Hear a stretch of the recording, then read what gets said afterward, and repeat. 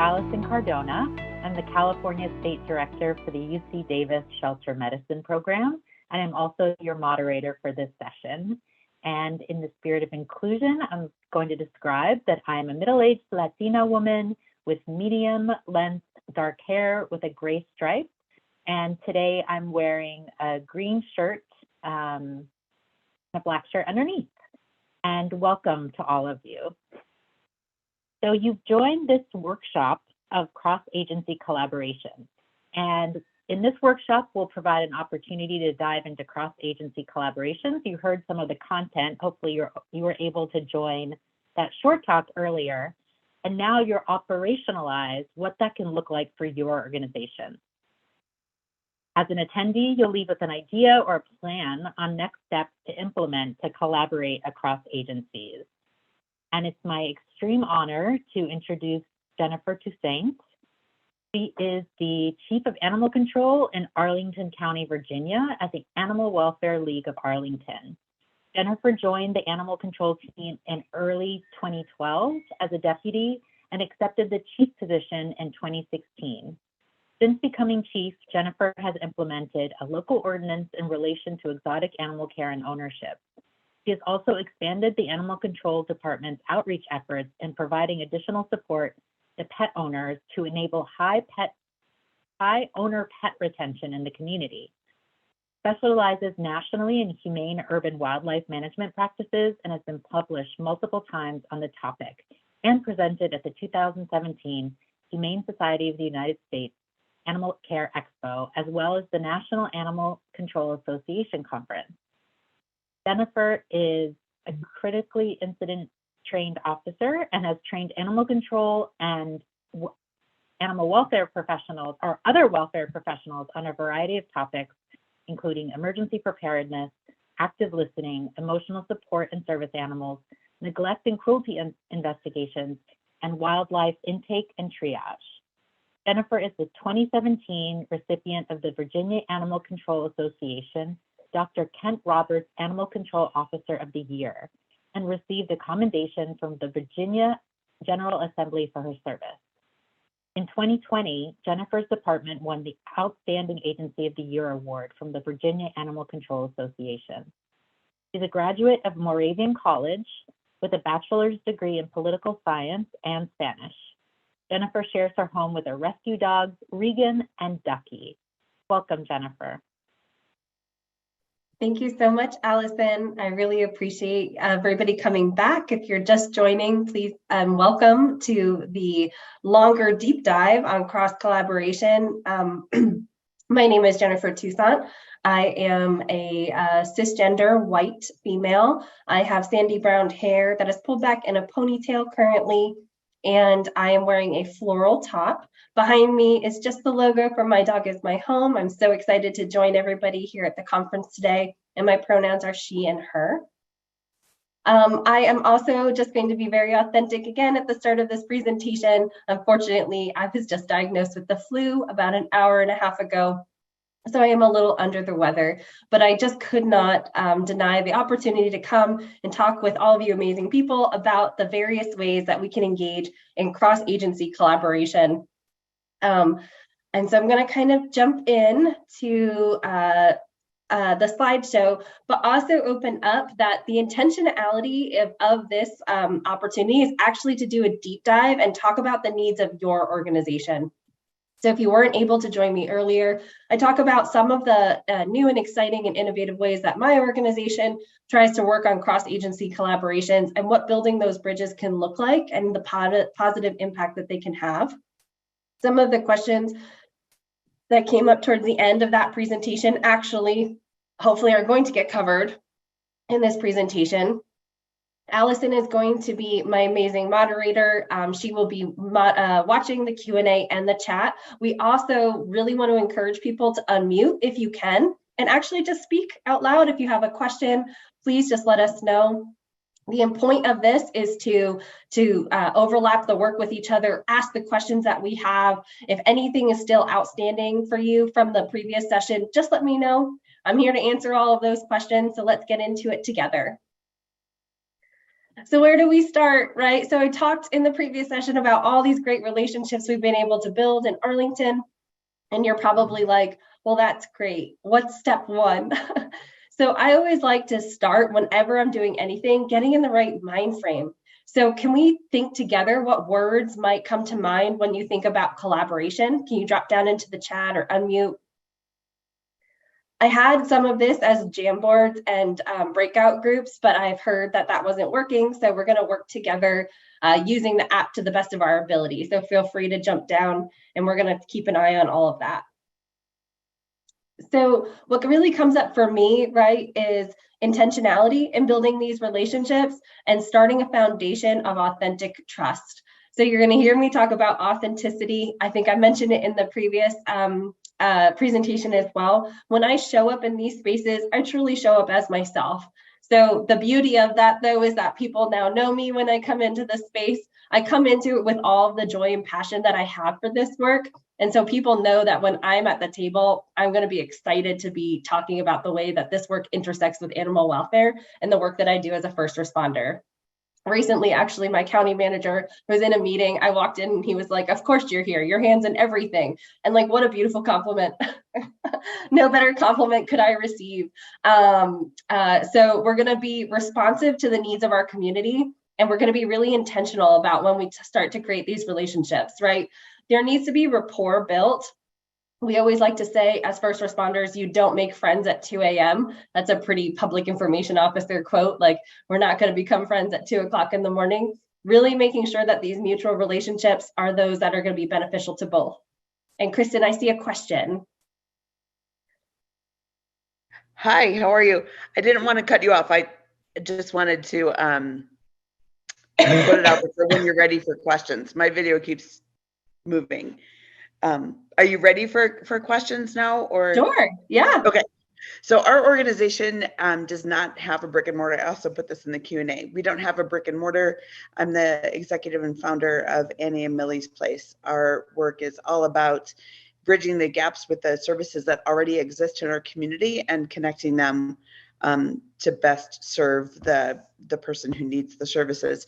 So in building all of those relationships with businesses and service providers and agencies and things like that, how strongly do you recommend MOUs be in place for each one of those partnerships? Yeah, so that's a great question. Thank you for asking. So MOUs, MAAs, or MOAs, right? So mutual aid understandings, all of those things are really important for specific strategic decisions that are being made at a high level. So we have an MOU and MOA with our county agencies in relation to emergency preparedness. Really important to have all of that written down. There's that thing called the PETS Act that requires all of our agencies to make sure we have, the T's crossed and the I's dotted. For some of those things, though, I think that as an organization, creating an actual mission statement about the work is going to be more impactful for the individuals who are receiving services from you than that MOU. Does that make sense? So MOUs are really important, and MAAs, so a mutual aid agreement. If you're exchanging goods and services, if there's going to be overlap between your staff and the services that you're providing, meaning your staff is going to be subsidizing things that could be paid positions elsewhere. But when we're just talking about the work that we do in a lot of these arenas, I don't see it rising to the level of that. One of the things that we do have in writing, though, for instance, is our restorative justice practices. Really important that that's really clearly outwritten, and we have that agreement because it's so many agencies involved. So I would say that if it's branching out between more than two agencies, maybe consider, or if it's going to be something that you are subsidizing a governmental requirement, like an emergency preparedness plan, that's something that needs to be in writing. But a lot of these relationships have absolutely, other than the fact that we know it's a longstanding relationship, that doesn't need to be necessarily written. One of the things that we started doing here in Arlington is we started calling ourselves the Safety Nonprofit Network. And so when we all talk about the Safety Nonprofit Network, we know who we're talking about. And it's now dozens and dozens of nonprofits But when we talk about the Safety Nonprofit Network, it's listed on the county website. And so it's just that collaboration. We don't regularly meet. It's not a working group, but it is something that exists. And it's the county acknowledging that we provide a service that's needed to uphold the safety of the citizens that the county doesn't provide. Does that make sense? I hope that makes sense. Yeah. So it kind of depends on who the agency is and what requirements they may have and how, but like person to business type stuff is pretty simple. So. Yeah, formal. It's very formal. Having an MOU and an MAA is a very formal process, and something traditionally that many people won't sign without the use of something like an attorney. I would strongly suggest against creating relationships that are that stringent, unless, like I said, there's an exchange of goods and services in something that is key and important. Like we have one with our police department as an animal control agency. That needs to be written out. We need to know who does what. Sure. So who can we build relationships with? And I love that. Thank you, Kristen. Everybody, please just unmute, ask your questions whenever. Who can we build relationships with? Everyone. I strongly live and breathe that notion that everybody can be a part of the work that we do. It doesn't have to be short pinned into, well, do you do something that has animals related? No, well, then we can't have a relationship with you. And I think in my previous example, I talked about how we partnered with Read Early and Daily, a local nonprofit serving our marginalized communities and providing multilingual books to our most at-risk youth, and how they now come to all of our community care clinics. They run a mobile book bus. Like, many people wouldn't see the relationship between the work that we do, but there is so much intersectionality because the families that we serve have children. So really think outside the box in these relationships and bringing everybody together. And if you didn't see my previous presentation, I talked greatly about the reduction of the need for people standing in lines. So we worked here in Arlington County in honoring the dignity of the citizens that we serve, in creating that safety nonprofit network, so we all show up at the same place at the same time. If we're going to have people that have to stand in line for these free services, could we reduce what that feels like, first of all? Could we speed it up? And could they receive everything at one place? So they got COVID vaccines while their pets were getting wellness checkups. Their children were getting books while their families were getting their food stamp service from our Arlington Food Assistance Center. They were getting care kits for their pets while getting emergency preparedness kits from our emergency management department. All of that happened at the same event. Like, who can come to these events? And then these events start to build, and now there's like 20 plus nonprofits. And that's why we call them community care clinics, because it's really about showing up to care for the entirety of a community. I saw that one of the questions that had come up previously was, yes, we do consider that type of program kind of a One Health model of doing this work. And I think it's really important when we look at the health of a community, the intersectionality of all of that. So we offered, for instance, at our community care clinics, you could get a plot of land to have a family garden. Like, what does the health of a family really mean? And who could you bring to the table for it? And so I think every time people come to our clinics, they're like super excited to see who's there, because we just keep changing it up every single time. And you're doing little things like having their children's face painted or handing out bubbles while their dogs are getting vaccines, while the father in the family is getting his COVID booster, while the young child is receiving public school service support for some reading issues that they've been having. Like, what can this look like at these events? Wanda, I see a question. Yeah, I do have a question. This is something that throughout the whole conference has been in the back of my mind, and I think this is the perfect time to ask it. So I live in York, Pennsylvania, and our SBCA it's very big, but it's also very political. There's been many issues. They haven't been they have, in theory and on paper, they have a community cats initiative, but no one's really been helped by this. They supposedly also, well, they not supposedly do have a pantry, but again, not everyone gets helped.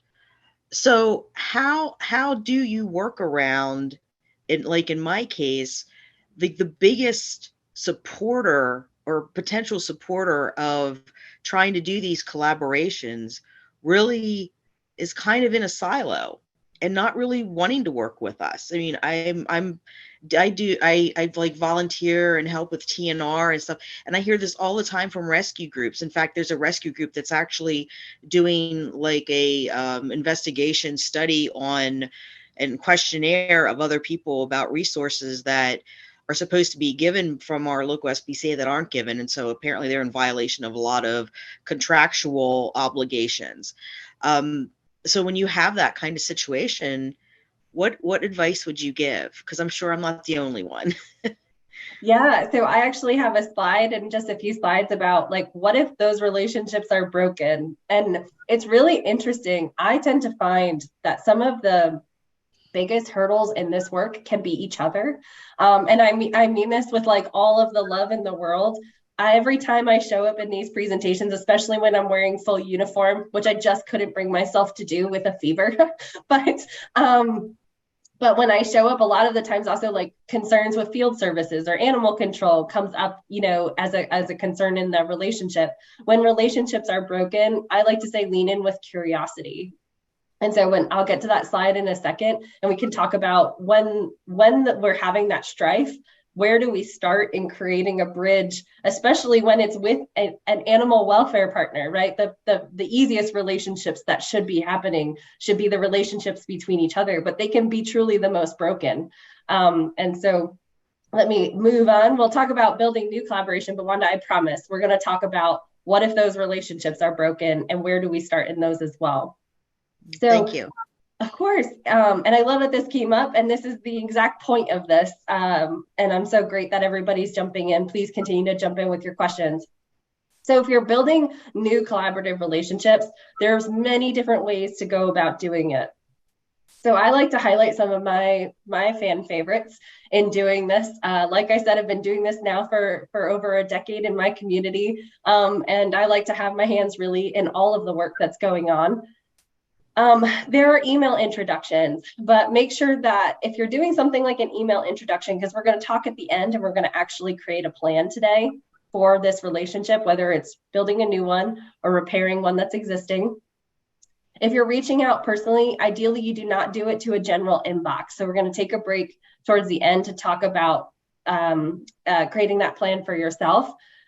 Make sure that if you have a friend or partner who can do the introduction, it can be extremely meaningful. Do you have a friend who knows someone?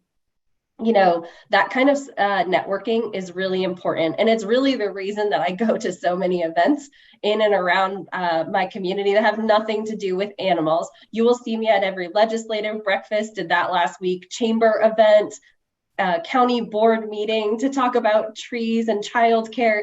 There is nothing that doesn't have intersectionality to the work that I do. And so I know somebody who knows somebody. And remember that also the people within your organization may know someone. So before you start to reach out, maybe you can ask, does your board member actually know somebody that works at that organization? Does another member of your leadership team, your supervisor, do they have a relationship with somebody? It might not be the key person, but as I mentioned in the previous presentation, really important to make sure that we're reaching out to someone specific and not just that general inbox if possible. And then events. I strategically attend events in my area to grow my involvement. And they'll forever see my face in all things. So that when they come to think about something, it came up even just yesterday. Tomorrow, we're doing a large scale emergency event at 7 a.m. It is pre-planned. And my favorite part of all of it was yesterday morning when they were all talking. Everybody was talking and went, wait, why is Jen not here? We hadn't even decided if there were animals present, but they're just so used to me being at everything that they suddenly realized I wasn't at the virtual table. And so really important to make sure you're doing that social networking with all of those partners in your neighborhood. That book bus I talked about, I actually attended a local chamber event, heard that bus was being formed and needed some funding. And I actually leveraged relationships that I had in the community to help that new executive director get that bus off of the ground.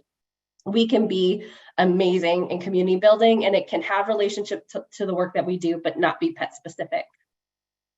Have things to offer. So maybe you're going to send the email towards the end of today with me. You're going to decide what your plan is. Maybe it's, I'm going to reach out. I love that. That's a great idea. Have something to offer. So when you reach out, you're going to be excited about the work that you do. You are going to highlight something that they are doing. I'm reaching out. Please allow me to introduce myself. My name is Jennifer Toussaint. I'm the Chief of Animal Control here in Arlington. I heard about the amazing work that your organization's been doing in the community. Name something specific. I heard that you just celebrated 20 years of service. I heard that you just joined the community event down the street, and Columbia Pike is so important to all of us. Whatever it is, name something specific that they've done, because you need to show that you're intrigued and investigative of the work that they're doing, and then have an offer. I think your staff could benefit from hearing more about the amazing Housing Emergency Lifeline for Pets program that our organization offers for free to community members. Could I perhaps offer doing a staff presentation?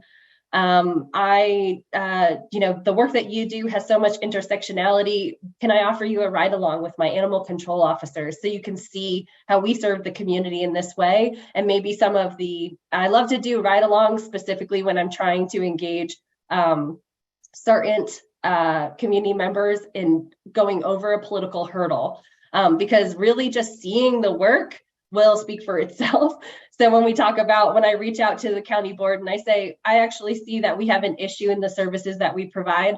We did this for the homeless population here in Arlington. I said, be a first responder, get to a scene with a homeless individual and try and figure out where they're supposed to go next. And I put one of our county board members in one of our trucks to kind of navigate through that. And you're standing on a street corner making phone calls for someone. It was the most convoluted process. And now we have a centralized intake center for our homeless population, regardless of what nonprofit they are going to end up in the loving hands of. So sometimes you just gotta show them what it looks like, but offer something. And I strongly encourage it to be a hands-on opportunity if possible. And then follow through. Right? So you're going to make that offer. They're going to hopefully get back to you. You're going to be excited in that email. You're going to talk about the work that they're doing and why it relates very specifically to the work that you're doing. When I reach out, for instance, to our fire department, I don't say, by the way, did you know our wildlife program? Make sure it's actually something that makes sense to them. We all do a lot of things. Speak to something that speaks to them specifically.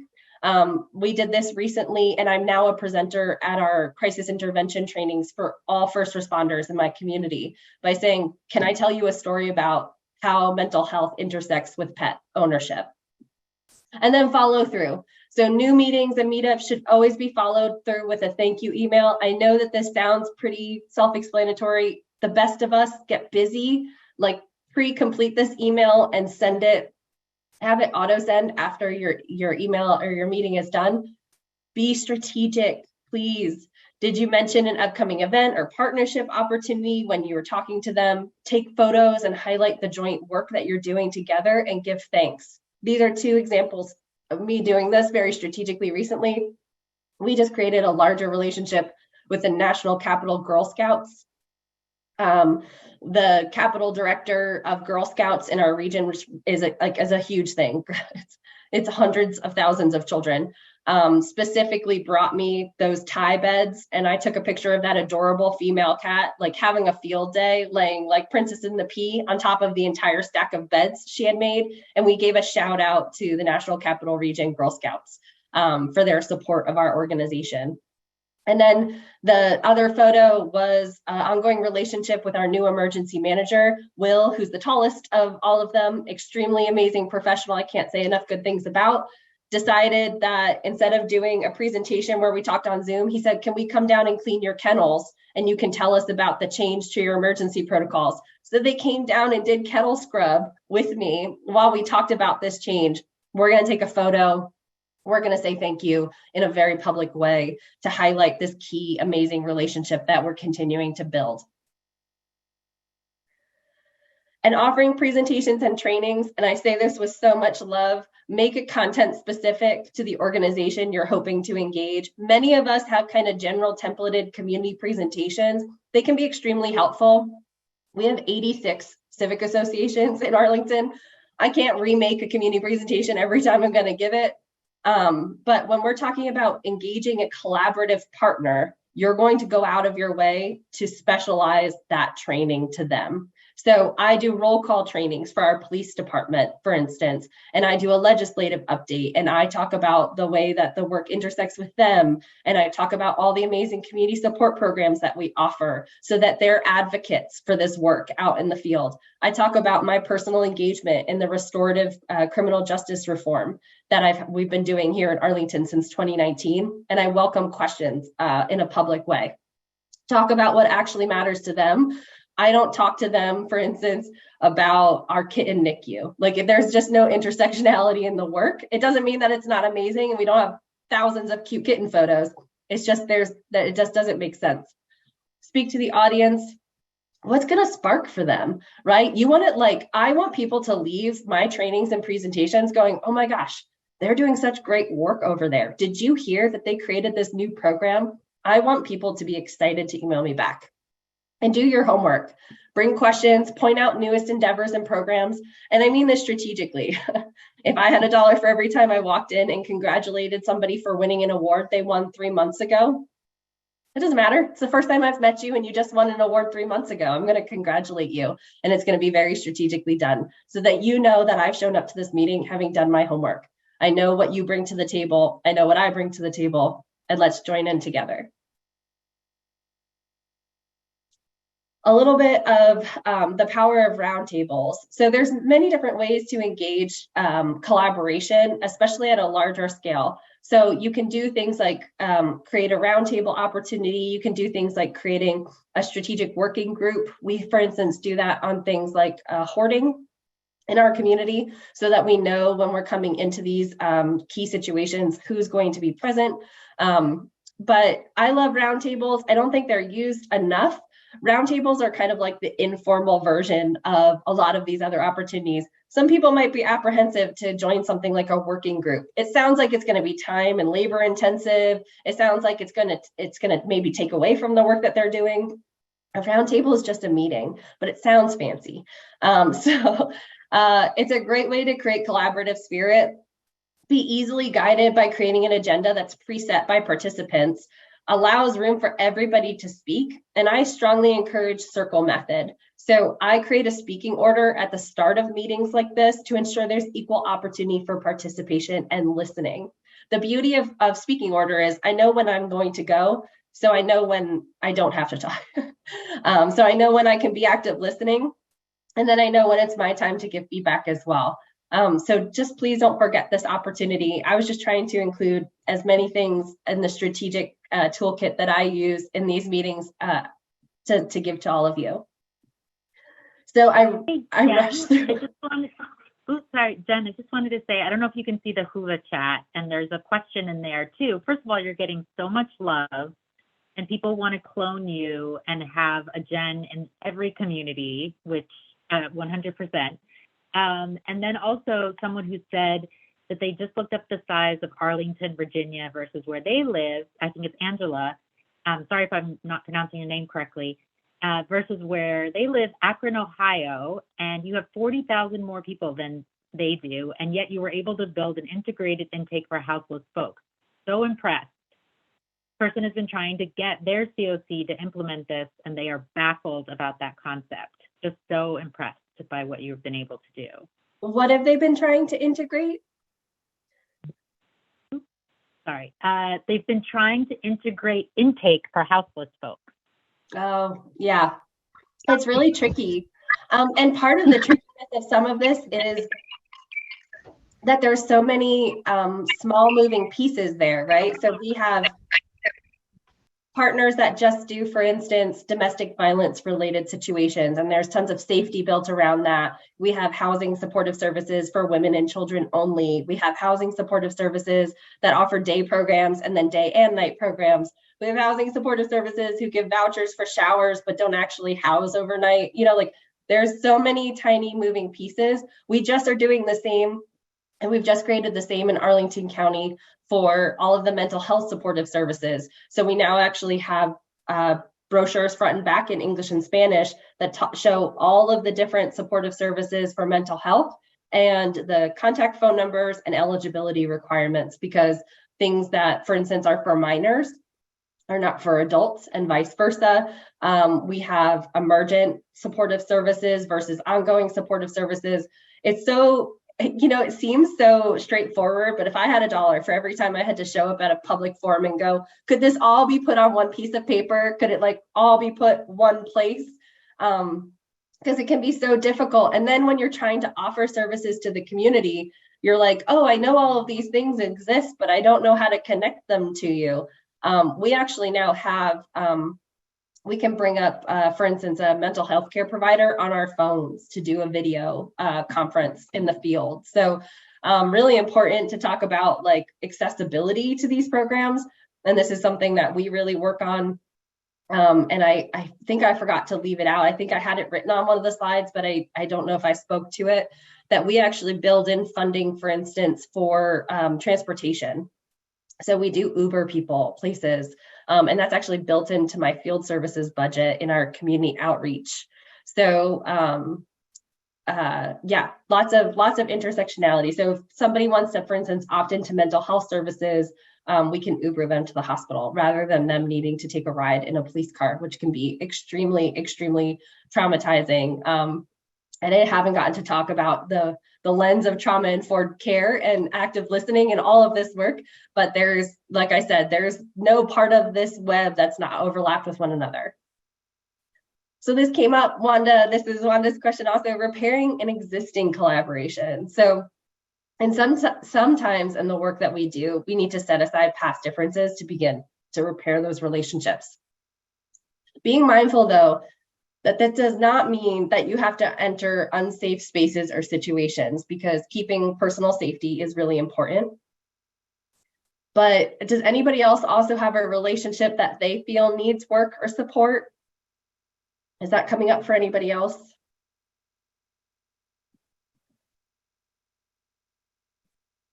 Karen, I see a hand raised.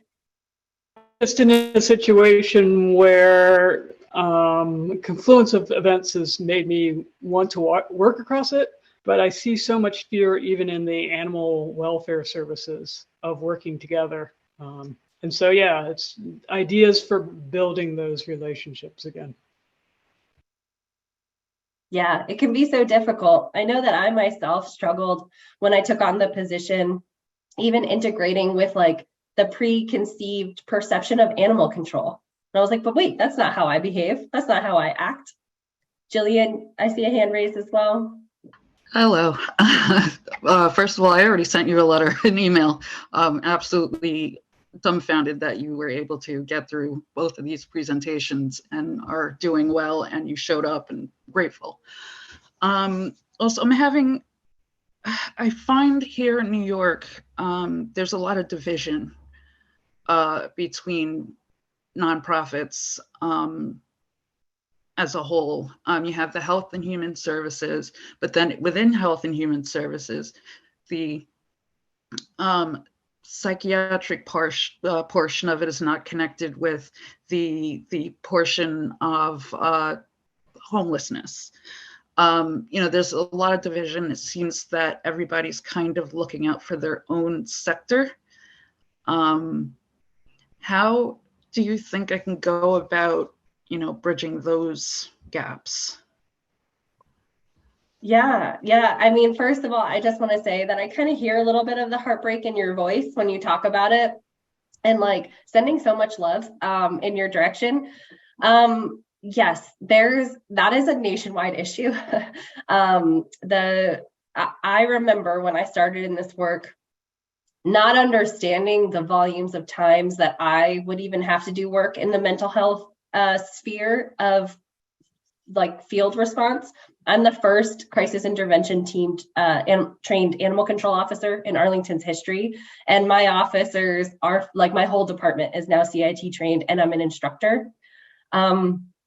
I want to be honest, the way that I went about this in my community was I told stories. And I honored the dignity of the people. I didn't give too many specifics, and I didn't give public stories. I talked about stories to the key people that I knew had the ability to create meaningful change in that area. And so that is going to be somebody like a politician. That is going to be somebody like a state representative. And it's going to be going in and saying, I saw this one time, then this is what happened. And I want to honor the fact that we weren't prepared as a community for this. And as a result, this person didn't receive the support that they should have. And then additionally, I know I've also talked about kind of the intersectionality of mental health and animal welfare in general, and how we can actually begin to be advocates in this area by not vilifying individuals who suffer mental health crisis and ensuring that they maintain custody of their pets. An example, here in the state of Virginia, we can take in your animal. If you were to suffer a crisis in my community, I can take in your animal for a 10-day stray hold, and then my organization technically legally owns it at the end of that 10 days. We do not do that. We do not enact that emancipation date. We feel that that is a completely inappropriate time to use a stray hold. And so we shift those animals into a bond program, a protective custody program, and we use those animals as leverage for you to get the services that you need. We also do this, for instance, for substance abuse. So we will say, we will come to the table with your actual clinicians and your social workers. We will be in a joint meeting, and we will say, we can promise you that 60 days from today, your pet is going to be waiting for you. Does that change how you feel about electing into services today? And it's like the linchpin every single time. And we have some beautiful stories that we can share and highlight some of the times that we've done this work and how meaningful it's been to individuals. We see high levels of mental health crisis being the fact that we are the DC metro region. So we actually have individuals pretty much every single day flying into our airports in crisis. And so they land here and they're not from here, which also creates this added difficulty because their family, like their community, is not here with them. And so how do we honor that relationship as well? I hope that makes sense. Maybe consider leaning in and being authentic about the sadness. I actually went to meetings and said, this happened, and this is deeply disappointing to me. I did the same thing when we talked about reforming our criminal justice system. I had to talk in front of judges and prosecutors and defense attorneys about the times that I thought we disadvantaged individuals. We're going to talk about it in a second, courageous conversations.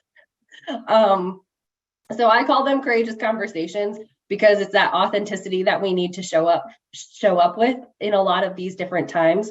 So getting back to Wanda's example, a relationship was broken when I started between my organization and two local rescue groups. I actually couldn't really put my finger on it. It was really funny when I was like, okay, so what's the history here? Nobody could give me the history. It was like, well, the long-standing history is we've never gotten along. And I was like, well, that's a completely unjustified response. So nobody, it's funny, it's like the old sibling rivalry. Nobody actually knows where it started, but we all know we just don't like each other. And I'm like, well, that's completely unfortunate. And so I actually invited them into meeting opportunities between myself privately and one of the individuals in their executive leadership team out to coffee. And I said, what's your feeling here? I'm going to lean in with curiosity and say, why are we rubbing you the wrong way? Like, what are we doing that's creating the tension between us? And how can we go about creating a relationship where we show up as a united front in the community? And so it's tricky, right? Between some of the nonprofits, I have found that we compete over the same donors. It's weird that we're in competition with one another. I've also found that as animal welfare professionals, sometimes we disagree on legislation. Like, we don't always all sit on the same page all of the time, but we can create these meaningful relationships where there's respect. And with respect comes honesty and trust. And so when we've come into times where we've had to have more like detailed conversations in relation to a certain pet or a certain situation, I can reach out. And it ended up working out because there was a concern raised at a state level with one of those rescues. And I actually acted as an advocate on behalf of them at the state level. And had that relationship not existed, I might have allowed that state agency to come in and maybe steamroll them in a little bit of a way. But I went, wait, let me be the intermediary here. I think this is a misunderstanding. I know they do great work. Let me talk to them myself. Let me build the bridge here. Let me help them get into compliance, and we can go from there. And so I encourage these courageous conversations. And sometimes it also means that we apologize. And remember, apologies can be, I'm very sorry we came across that way. That was never my intention. I'm very sorry you heard that. I just want you to know I don't feel that way about your organization. And then when we create these new bridges, we don't continue to ill talk those new partners when we're doing new work, you know? So like if we're going to say, I'm gonna move on past this previous relationship, we need to move on, and we need to build that into the culture that we create as an organization. Because sometimes when we create that negative self-talk, it can start to compound itself into our staff. I hope this makes sense. But be open to listening. I just name it. Did I rub you the wrong way? Did I say something, or did you hear that my agency was doing something that you're in disagreement with? It seems like the relationship here has shifted. Is something wrong? Because like we really value this partnership, and I want to know how to get us back on the right track. And then fall silent and see what they have to say. It'd be really interesting. I did this recently with a partner, and the person actually started crying and admitted to me that it was a staffing issue.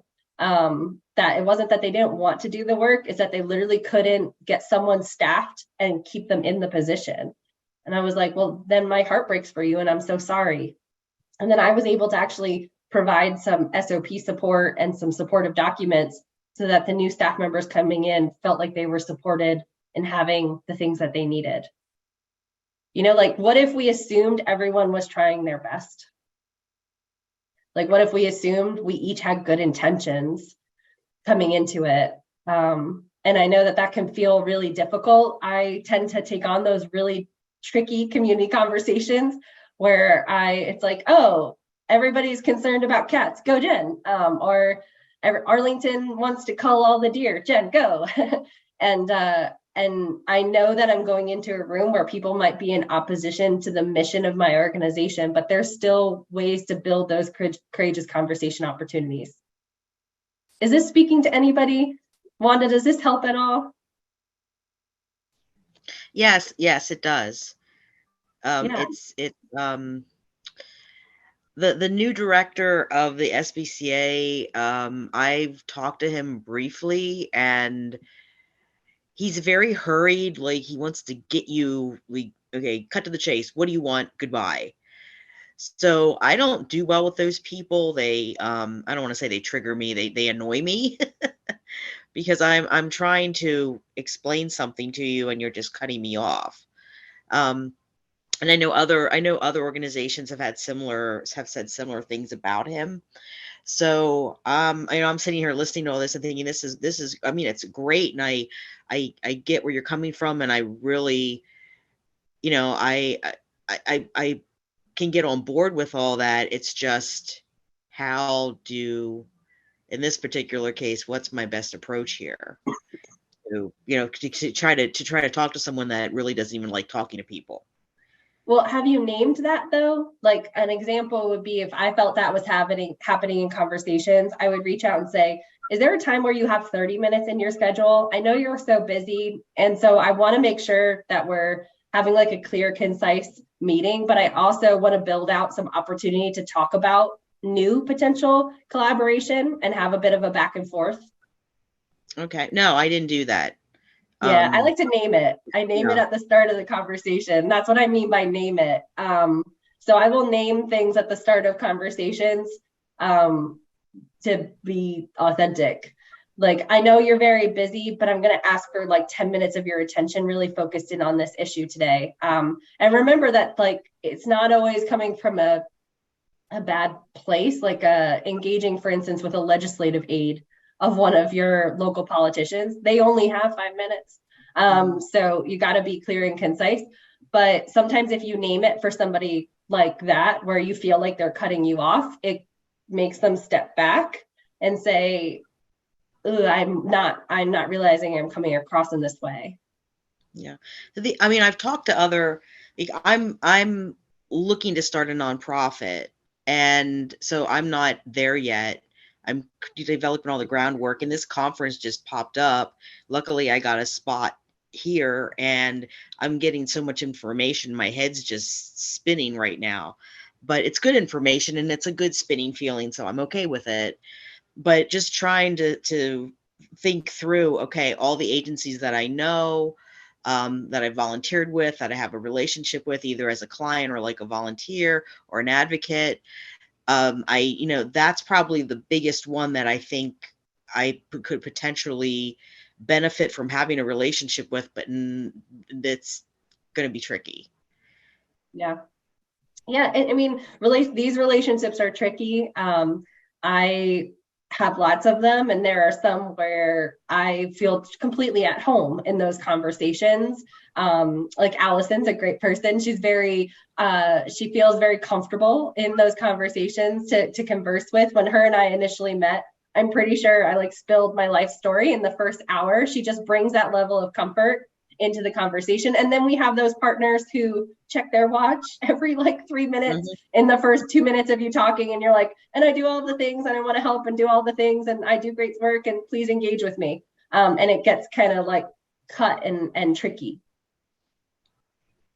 Karen, I see a question coming up. Yeah.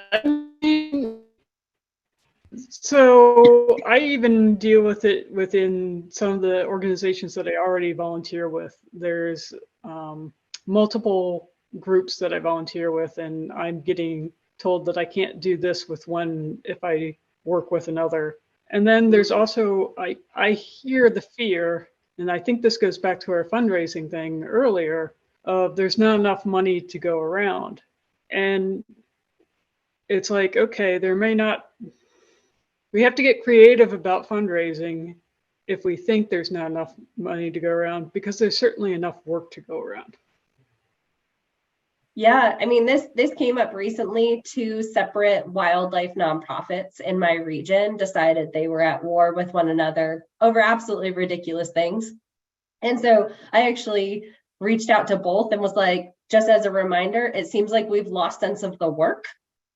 You do the same amazing things. And so you having no relationship with one another, telling rehabbers they can only volunteer for one versus the other, actually causes a disservice to the animals.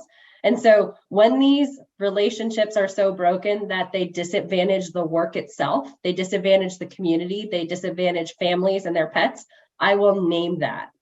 Like, us not having a relationship just causes harm to my community. And so I'm not going to allow that to happen, because I'm always going to show up in a way that best serves my community. So how do we build a bridge here? But I also will say, like, I am completely unwilling to participate with this level of behavior. My organization will not engage with that. We will not take sides. We are not here to do that. And so if you start creating a culture where you don't participate, people know not to even reach out to you. Because I heard from someone who heard from someone about the wildlife issue. Neither one of those agencies contacted me directly, because they know that I'm going to be very courageous in that initial reach out to those executive leaders to say, why are we in conflict with one another? You're simply disadvantaging the community by doing that. Like, it doesn't make any sense when we do this with one another. So how do we start to build these bridges? And like you said, it can be as tricky as they start to create that negative culture within their volunteers, coming to you and saying you can only volunteer for us versus the other. Like, what a negative culture to be a part of. And so sometimes I would just name that, like, hey, you're putting us in a really tricky position. And I think that this is disadvantaging the people who receive services, or the families or pets who are coming to help, or the the pets in our shelter who need all of the love and support that they can get. So name it. I hope, like, if you get nothing out of this, please name it, and name it in like a way that feels meaningful. Like, you guys are leaders in the nation and the region in this work. Why are you in conflict with one another? It just makes it difficult for the rest of us. So we have a few minutes, and I hope that you're going to leave with an actual plan. So I'm going to tell you to create a priority list. None of us can do everything at once. You've probably seen a bunch of my presentations, and you're coming at the end of this amazing conference. Thank you so much, Karen, for saying it. Like, all of the things are swirling in the head. I know that I leave these conferences with like pages of notes. I strongly encourage you to kind of like pick a thing, because sometimes when we leave with pages of notes, that notebook gets put to the side and we don't really do anything, because the work is ever growing, right? You took time to attend this conference, meaning that your inbox is overflowing. You've likely been interrupted at least 17 times today. And you know, there's the house is always on fire, is what I say in this work. The house is always on fire. So what's a strategic priority? If it's not this collaborative relationship, I completely honor you uplifting something you heard in one of the other programs and really want to focus on and prioritize. But if it is about this collaboration, what relationships are missing to strengthening that program, initiative, desire, or goal? So when I create relationships, I create them with intentionality. There's that word again. I'm not just doing things to do things. I love to do things in my private time, but in the work that I engage in with the community, I create those collaborative relationships, knowing that it's going to have strategic benefit to my organization. So anybody have anything that's kind of coming up for them? Do you already have a relationship that you need to repair? Are you hoping to engage a new one, having heard some amazing content from one of the presenters?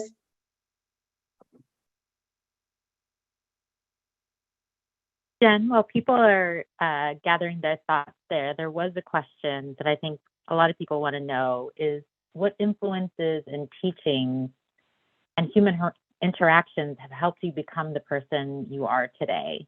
That's from an audience member. Oh gosh. Oh man. Oh, I always feel so uplifted by doing this. This is why I didn't back out, even though I have the flu. I always feel uplifted by these training opportunities.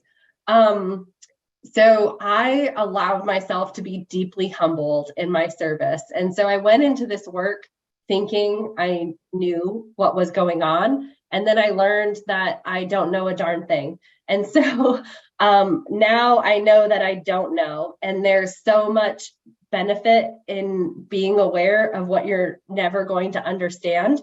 And so I started to try to learn more about my community so things would make sense to me. So when I went into certain neighborhoods and they didn't even come to the door, it wasn't personal, right? It was systemic.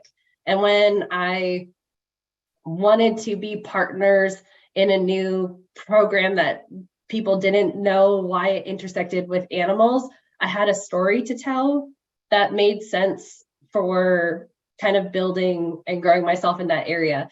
I'm really just a product of the amazing community that I serve.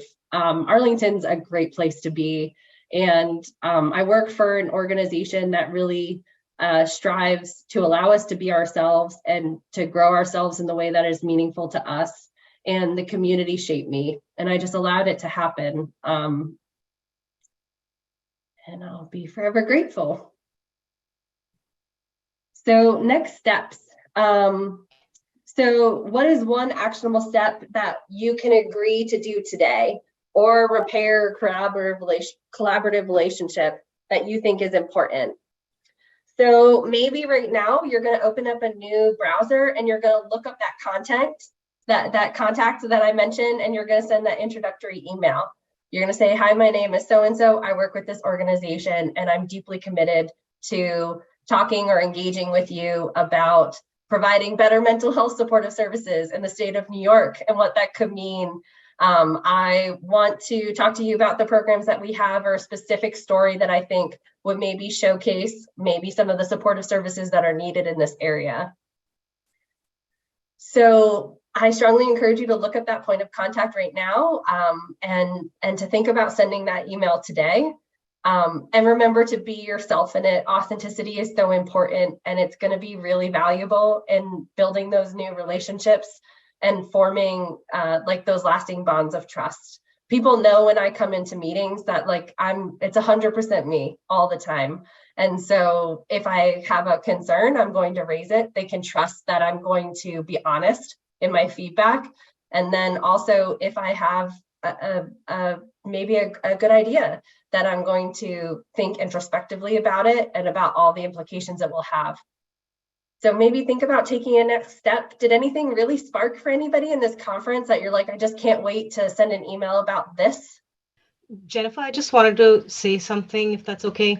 So Allison asked me to unmute, and I had just posted a comment about like in reference to what you said, where the barriers can exist amongst us.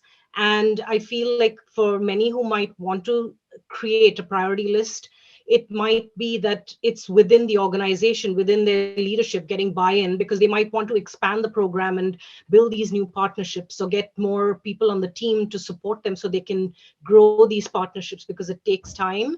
And so it's almost first starting with getting buy-in with leadership. So do you have anything that you could possibly say about that? Yeah, so I work very avidly on culture in my organization and what that can mean. And these courageous conversations really start amongst each other. And it can be as much as creating a safe enough space that a staff member feels comfortable coming to you to talk about the implicit or explicit bias they experienced within your organization. Or it can be as large and as broad as being part of a strategic plan for the overall sculpting of your organization and saying, this is a big need, and how are we going to grow this program authentically? So I would just say that when you're starting to engage in these relationships, we understand that we're all different people and we bring different skills to the table. I am an I, if you've ever done DISC personality profiles, I am one of those like collaborative bringers. I am extroverted as an individual. I am kind of a steam train as a person in my early 20s.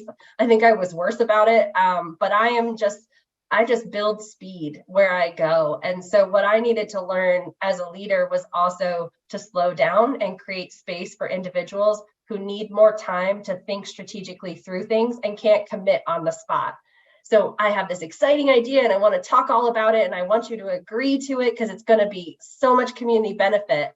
Remember that sometimes when we get feedback that says, I need to know more about this, can you give me more information here? It's not them saying no, it's just that they process information different from us. And so know that we need to, again, assume best intentions of one another. And so maybe it's even having the authentic conversation of, this program really needs that extra staff member. Is there a reason as an organization we can't commit to growing that program? Maybe you'll learn about actually your endowments are down or your donor base has suddenly dropped off in a way. So it's not personal. It's that the funding's not there, and can we be collaborative about how to find better funding for it? That's helpful. And be one of the people that tells you I need more information. Because yeah, that's just who I am. Yeah, our S's and C's and our DISC personality, right? You are the ones who are taking calculated steps. You like to know like what the output's going to be before you gauge input. There are so many different personalities in the work that we do, and we need people who are excited about the work and very extroverted, but we need the other side of it too. We need the individuals who slow us down and say, hey, is everybody at the table for this decision? Have we really thought about the implications of this on the rest of the work that we do? So if we grow this program, where are we going to get that funding from? If you knew that if I knew in order to grow my pet pantry program, I was going to have to take funding from my TNR program, well, then that's a different decision to make, because resources aren't infinite. So it's important to make sure that we're understanding all of the background in these really key important decisions and being courageous in the asks. Yeah, I mean, in my area, it's a rural environment, and so there's a sense of scarcity in the area, and I think that is a big roadblock. Yeah, So yeah, we're it's hard. actually out of time for this session. I'm so sorry. It's just such a rich conversation, and I know everyone's getting so much out of your expertise, Jen.